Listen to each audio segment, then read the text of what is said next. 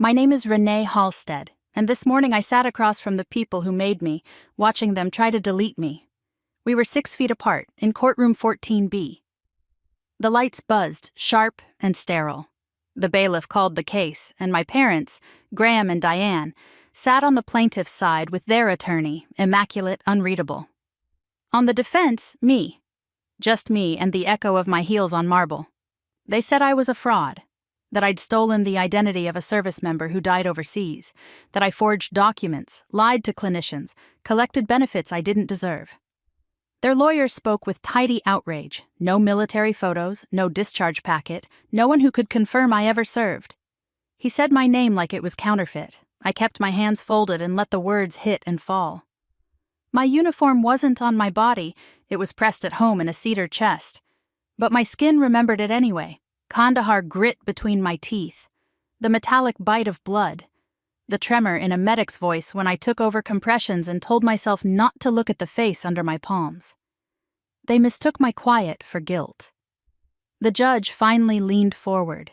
She was compact, composed, eyes steady behind thin-framed glasses. "Miss Halstead," she said, low enough that the microphones didn't catch it. "Look at me." I did. Something in her expression shifted, like recognition surfacing through ice. "Counsel," she continued, voice now carrying, "we'll take a brief recess." My mother's pearls went still, my father's jaw locked. Then Judge Tessa Morales said, as calmly as if she were reading a date, "Because I recognize the defendant, I served with her." During recess, the room emptied fast. Reporters gathered by the doors, but I stayed in my chair until the last footsteps faded. My parents didn't look back. In their version of me, there was nothing to turn toward. "Miss Halstead," Judge Morales said. Not from the bench. From the side door, as if she'd stepped out of a different life. I followed her into a narrow anteroom with a water cooler and the state seal. Up close, I saw a pale scar crossing her collarbone before it vanished under fabric. Her eyes held mine. "You're still keeping the agreement," she said. "I signed it. Even now. Not a rebuke, an understanding." She let the quiet sit between us, then asked, "Who was your lead nurse on the pad?" My throat tightened around a name I'd kept buried.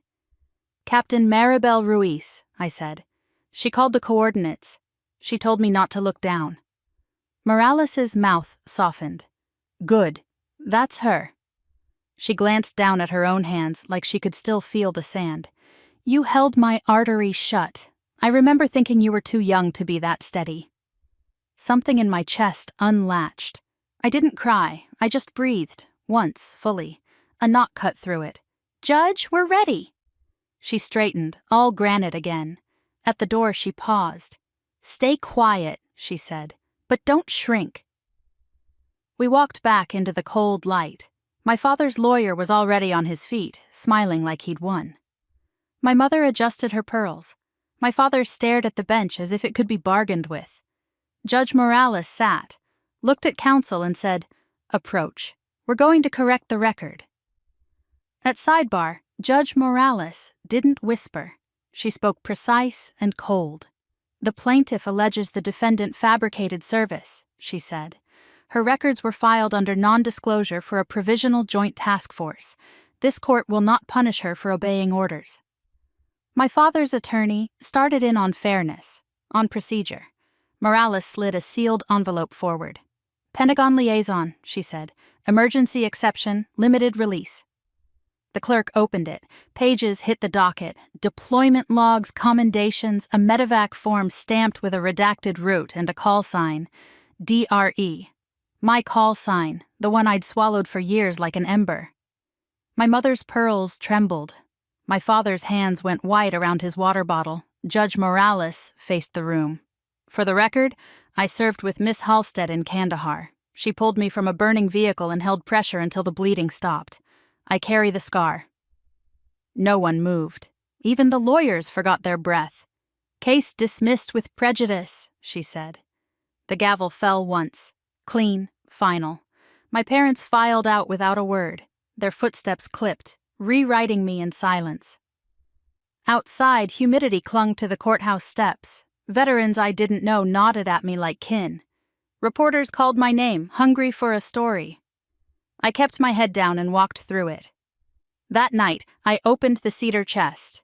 Uniform, field gloves, a chipped coin Morales had pressed into my palm years ago, murmuring, "Don't let them make you small."